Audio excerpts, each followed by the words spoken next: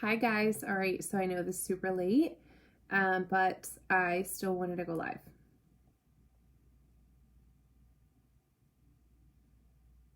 Okay, here we go. Okay, guys. So tonight's topic is let's talk trust, right? Let's talk that big fat word. And one of the things that I'm going to do is share something with you guys in a second that's helped me. So what I want to do, I won't take a lot of time, but I really want to talk about um, the trust that we have to not only build in this business, um, but the trust that I think has to be drawn from other areas in which they may not reside in us when we first join. A lot of times when we join, it's this we're convincing ourselves to stay, right? But trust is so important because I think that we are in such a generation where we have to see things in order to believe it's going to happen. So it's almost as if like, okay, I just need to know though, if I do A, B, and C, that it'll actually result in this, and then I'll actually commit to doing it, right? And so the whole thought process of faith, right, is believing in something you can't see. And I firmly believe that trust kind of goes hand in hand, okay? So what I want to do is I want to read to you guys something that like really has resonated with me. So this is the Jesus Calling Devotional. Okay, it's super big, but basically it's the Bible, but it's broken down in ways of what you need, topics you're looking to build upon in your business, in your life, in your marriage, in relationships, and whatever, okay? And so one of the things that I have been really focusing on is that word, trust. Is it trust in me? Is it trust in him? Is it trust that my business will stay straight? Is it trust that the people on my team are going to stay with me? Is it trust that the new people and all the plants and all the seeds that I've planted are going to harvest at some point, right? It's just trust. And so I want to read a couple things for you guys that I think just like really were like, ooh, for me. Okay. So you open it up and you can actually search keywords. Okay. So I'm looking at trust. And let's start at 25. I think I've already read this one, but like, that's okay. I want you guys to get a feel for what this is. And then the next one is 37. Okay, so 25. All right, boom, here we go. All right, so it says, I am with you and for you. You face nothing alone, nothing. When you feel anxious, know that you're focusing on the visible world and leaving me out of the picture. That's huge, guys, right? Because how many of you have anxiety that rises when a customer tells you they want to cancel their auto ship, when somebody tells you no, when you thought you had a distributor signing and they don't sign, when you've been told no 100 times, when you've sent out so many messages and you're not getting anywhere, you start to have that fear and anxiety sort of rise within you, right? The remedy is simple. Fix your eyes not on what is seen, but what is unseen. So for me, I actually underlined this, guys. So I go through, I highlight, I underline. And what was interesting about this sentence for me was focus my eyes not on what is seen, but what is unseen. So in my head, I thought, so basically the entire way that I've ever thought about the way that my life should go, it needs to be the opposite, meaning I can picture and imagine things, and I can imagine them good and I can imagine them bad. And so when I feel the anxiety rising, my first initial thought usually is something negative. So my thought is, I got to switch it. I literally have to believe the opposite. So if I'm thinking in my head like, oh my gosh, great, here's the customer that wants to cancel. Now all of a sudden I'm going to get 10 more messages that want to cancel too, right? It's like it follows. But instead what I do is I'm like, you know what, that customer canceled, but you know what, I'm about to sign 3 people. Like I feel it, I know it, it's going to happen. Do I believe it in the moment? Sometimes no, but it doesn't matter because my mind doesn't know the difference. Okay. Verbalize your trust in me, the living one who sees you always. I will get you safely through the day and all of your days, but you can find me only in the present. Whoa. Okay, whoa. Each day is a precious gift from my Father. How ridiculous to grasp for future gifts when today's is set before you. Oh, Lord, right? Here's what he said there. Stop getting anxious about the future and stop judging yourself about the past and live for today. Because when you don't live for today, you're missing all the blessings that I've given you today. So how selfish of you to only think beyond where you are right now. You ask me for more, but yet you're not grateful for what I've given you now. I took that sentence so directly, because there's often times where I will think to my head, like, okay, that's great, but like, da-da-da-da. No, it's great and end it there, right? Does this make sense? So he says, I'm going to repeat it. How ridiculous to grasp for future gifts when today's is set before you. Receive today's gift gratefully, unwrapping it tenderly, and delving into its depths. As you savor this gift, you will find me. Y'all, what? So basically what he is telling you, every single day that you open your eyes, it is a gift. Be so incredibly grateful for what I have given you, right? Be grateful for what I've given you. Unwrap it tenderly. Go through your day graciously, gratefully. Allow the people that are interacting with you to leave better than you found them. Stop assuming that every interaction is a transaction. Oh, Lord, that's a word. Write that down. I just thought of that. Someone type it. I just thought of that. Okay? Stop living your life as if every interaction needs to be a transaction, because it doesn't, right? It doesn't. Because when you think by way of transactions, okay, in your head, think about this.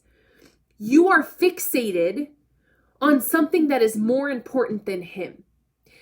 I'm money driven. Don't get me wrong. I am money driven because of what it gives me. But when I start to feel anxiety rise because I am so set and so driven on getting more bank, I lose sight of who's making it possible in the first place. And I fall short, guys. And I fall short mentally. I fall short emotionally, spiritually. I can see areas of my life start to decrease, right? In happiness and joy when I'm fixated on the wrong things. And I simply stop and I'm like, okay, God, redirect me. Take from me what you have given me, because in my hands, it can fall apart. But in your hands, I know that it's protected. So I am allowing you to take full reins of my business, of my marriage, of my parenting, of everything that I do. Because I know that you being in the driver's seat, it's going to go exactly where it should. But if I'm in the driver's seat, it's hit or miss, right? Does this make sense? So I hope it does. And I hope that you go into every interaction, not for the intention to get a transaction. Let's get a loyal customer. That's great. That is so great, you guys, if you do. But what about the interactions that lead to you feeling so daggone confident in yourself? What about the transactions that leave the other person on the other end in tears because you have changed their life today? What if it leaves them in so much gratitude because you complimented them on their worst day? What if you said, hey sis, I'm praying for you. I don't know what you're going through, but I see it all over your face when I watch your stories, and I just want you to know God's bigger than what you're going through. I've said that to people. And they'll be like, you don't even know me and you have no idea how much that blessed me. And I'm like, look, sometimes it does more. Yes, they think it does more for them. It does more for me. I had a conversation today with an amazing person. She's actually a distributor, you wouldn't know yet, but life has just been hitting her, and medical things have been happening with her family, specifically her spouse. And you guys, it was such an amazing moment that I was able to have with her by educating her about what I love, which is the clinical field, the body, the human body.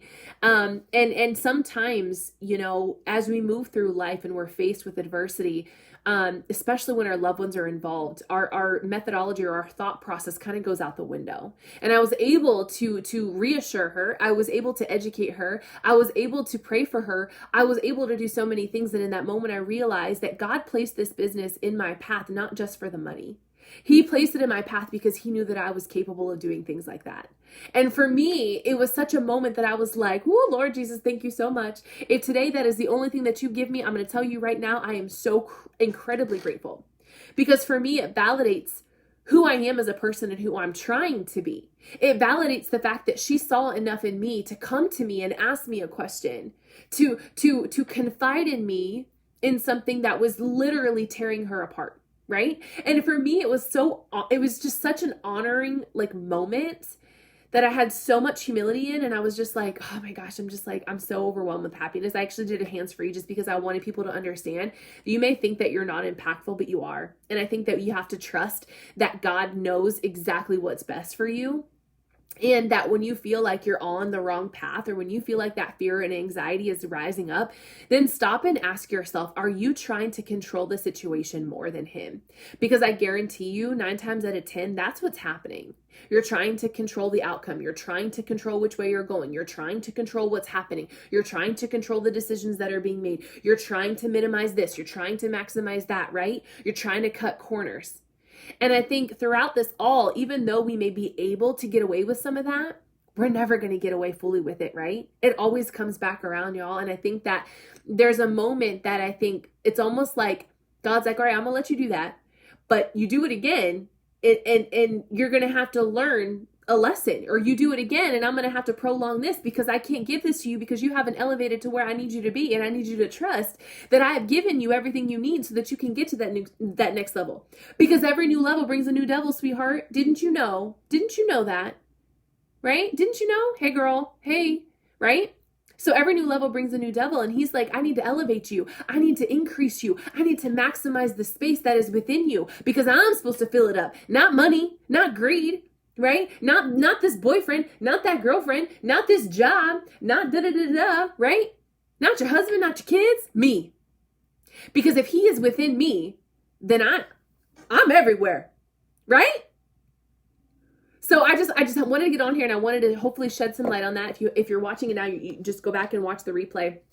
I read from this book, about trust. And so again, fix your eyes not on what is seen, but what is unseen, right? Take the time to stop and reevaluate when you feel that fear and anxiety rising up. That's not from him, right? That's from you. That's the human flesh trying to direct what is already established, okay? And it says, how ridiculous to grasp for future gifts when today's is set before you. Stop being so anxious about what hasn't even happened yet, and stop allowing yourself to be so Stop allowing yourself the grief of carrying all the past mistakes that you've made up to this point. Let it go.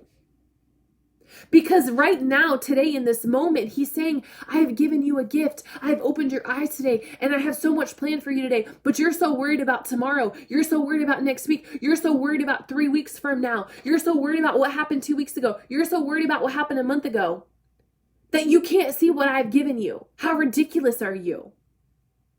But you still got the nerve to ask me for more. Like, that's how I feel like God. Like, that's how I feel like his other side come out. He'd be like, now you don't ask me for all this, and you worried about that, and the other, and you still got the nerve to pray for more. No, like, I'm not saying he's saying that, but what I'm saying? Like, that's how I feel his side is getting when he gets kind of like, I'm going to need you to refocus real fast, right? So anyway, but I just hope this blesses you. I hope this helps you guys. It blessed me, and I wanted to share it with you guys, and I wanted to give you guys a new topic every day. I know I haven't been going live every single day. I was trying to kind of do something different, but I actually really enjoy it. So I hope it's okay.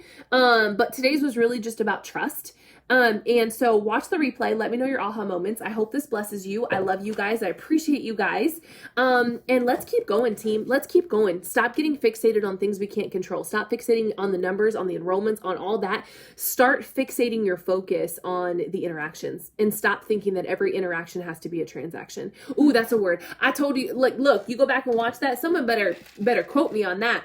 That was like awesome. Stop thinking every interaction has to be a transaction. Boo. It doesn't. All right. That's all I'm going to say. Anyway, you guys have a great night. I'll see you guys later. Bye.